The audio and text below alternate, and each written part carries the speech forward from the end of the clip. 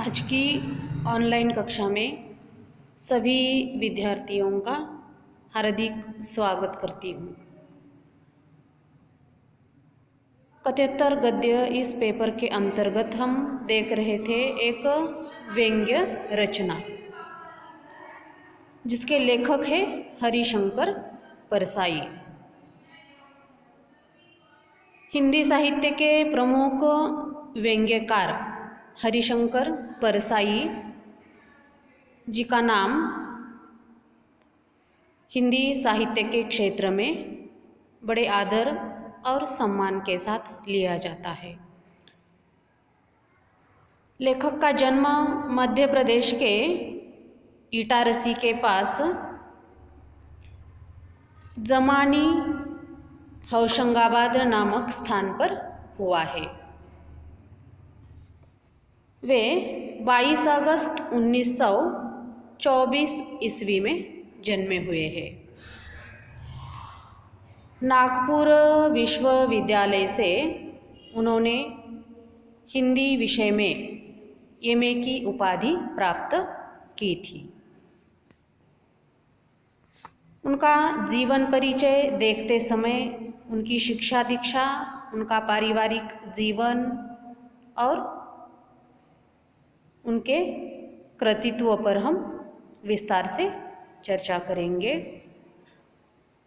शिक्षा दीक्षा प्राप्त करने के बाद, जो कि हिंदी विषय में एमए की उपाधि प्राप्त करके जबलपुर में स्पेस ट्रेनिंग कॉलेज में शिक्षण शास्त्र की उन्होंने उपाधि प्राप्त की थी।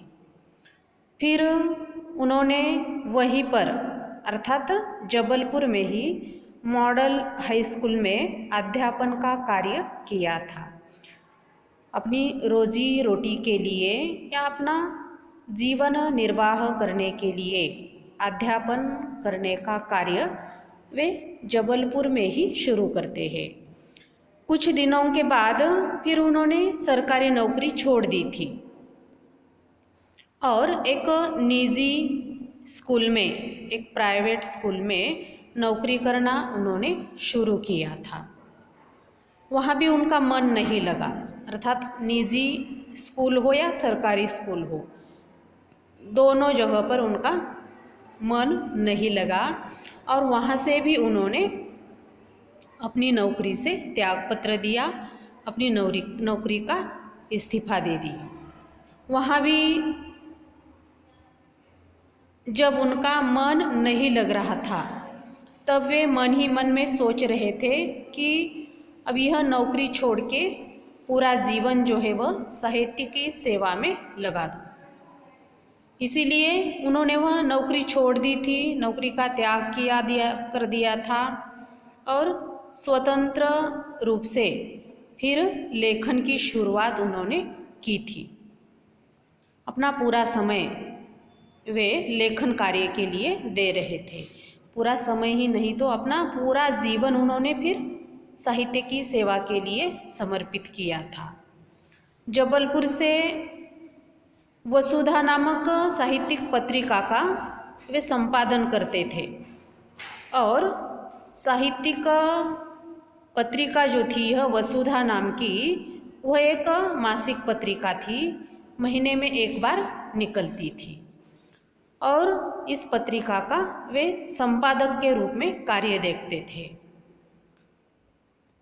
अनेक कहानियाँ हो, अनेक उपन्यास हो, अनेक निबंध हो, वे लिखते रहे और एक एक रचनाओं को लिखते रहे और प्रकाशित उनकी रचनाएं होती रही और एक दिन वे विख्यात व्यंग्यकार के रूप में प्रसिद्ध हुए।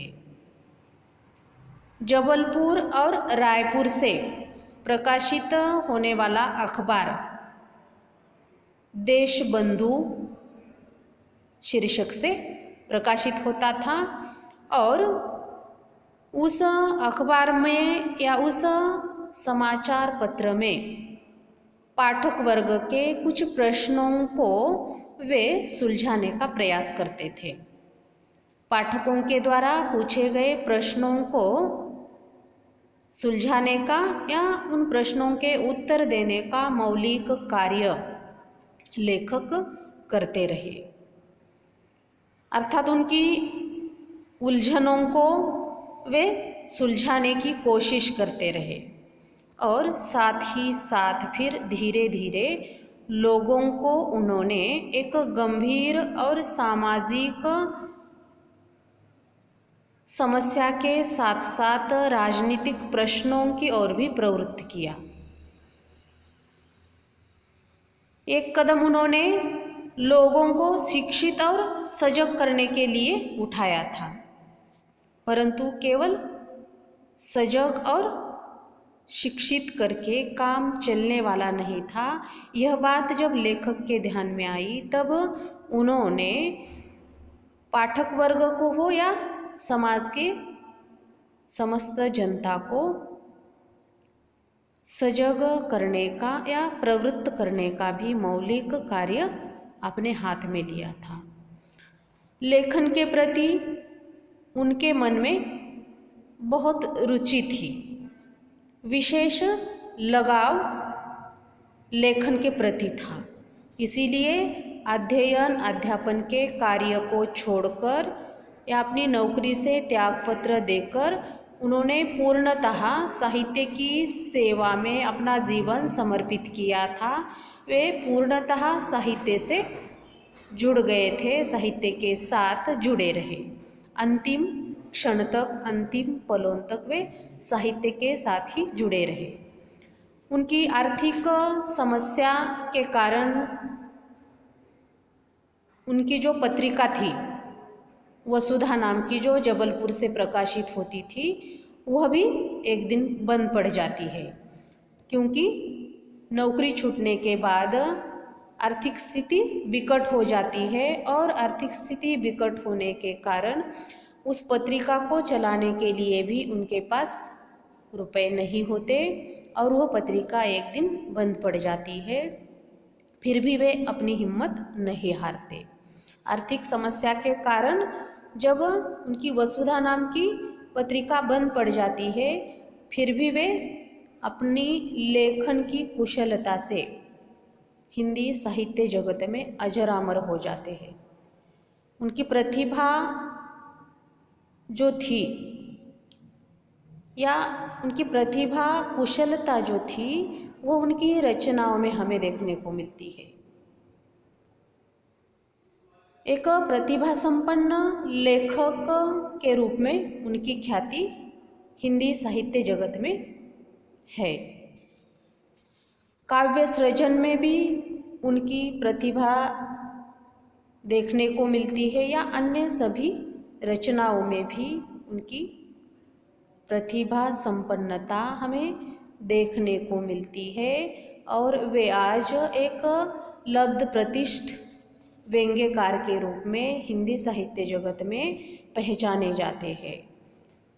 अब हम उन्होंने लिखी हुई जो रचनाएं हैं, उन्होंने लिखी हुई जो कृतियां हैं, उन कृतियों के बारे में अगर विस्तार से चर्चा करेंगे तो हरिशंकर परसाई जी की जो प्रमुख कृतियां हैं, इन्हीं प्रमुख कृतियों का यहाँ पर उल्लेख किया है। परंतु इन प्रमुख कृतियों के अलावा भी उन्होंने बहुत सारी रचनाएं लिखी हुई है, बहुत सारी कृतियों का उन्होंने प्रकाशन किया है।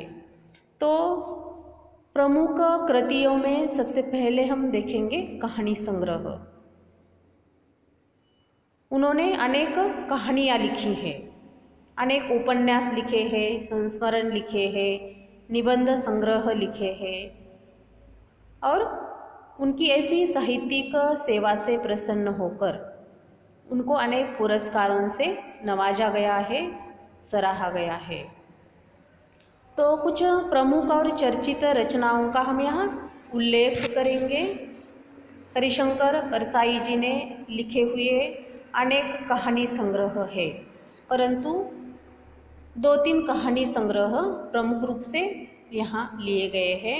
उनमें से एक है हंसते हैं रोते हैं, दूसरा है जैसे उनके दिन फिरे, तीसरा है भोला राम का जीव। ये उन्होंने लिखे हुए कहानी संग्रह है। इसमें अनेक कहानियों का समावेश है। उसी प्रकार उन्होंने लिखे हुए अनेक उपन्यासों में से कुछ उपन्यासों का प्रमुख रूप से यहाँ उल्लेख करना भी अनिवार्य हो जाता है, आवश्यक हो जाता है। उनके उपन्यासों में एक है रानी नागफनी की कहानी, दूसरा है तट की खोज और तीसरा है ज्वाला और जल। ये उन्होंने लिखे हुए उपन्यास है।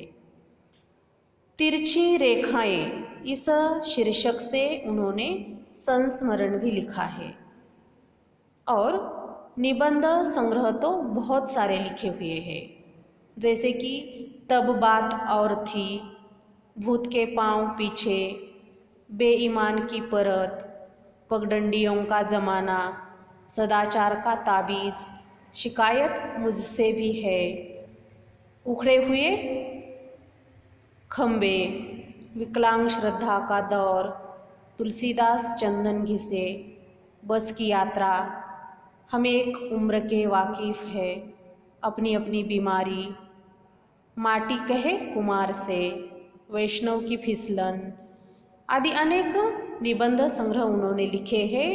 और इन निबंध संग्रहों में अनेक निबंधों का समावेश किया गया है।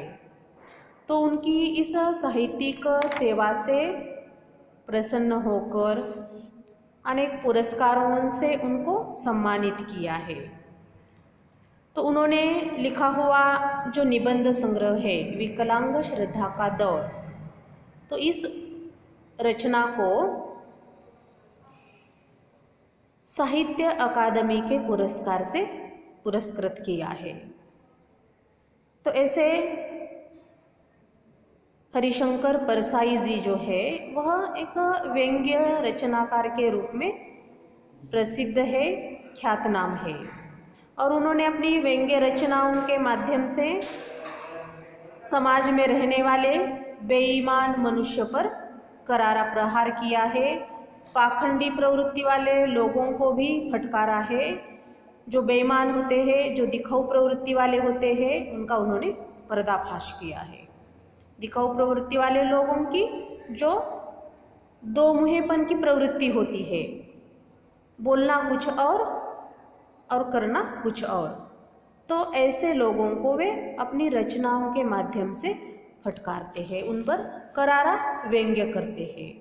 और जो ईमानदार लोग होते हैं, जो संवेदनशील लोग होते हैं, जो गरीब है, जो शोषक है, ऐसे लोगों के प्रति हरिशंकर परसाई जी स्वयं संवेदनशील होकर उनके प्रति सहानुभूति व्यक्त करते हैं अपनी रचनाओं के माध्यम से।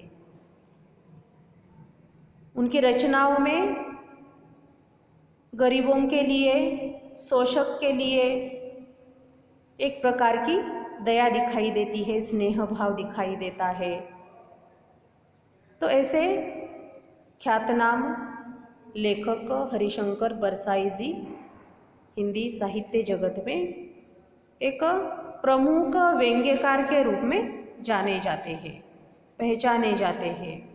वे हमेशा पाठक वर्ग को अपनी रचनाओं के साथ जोड़ने का प्रयास करते हैं और व्यंग्य को एक स्वतंत्र विधा के रूप में स्थान दिलाने के लिए हरिशंकर परसाई जी ने बहुत बड़ा प्रयास किया है। इन्होंने व्यंग्य रचनाओं में हल्का फुल्का मनोरंजन करने का भी प्रयास किया है। पाठकों के मन को बांधे रखने के लिए उन्होंने अपनी रचनाओं में मनोरंजनात्मकता की परंपरा भी चलाई है। तो सामाजिक वास्तविकताओं से लेखक आज की पीढ़ी को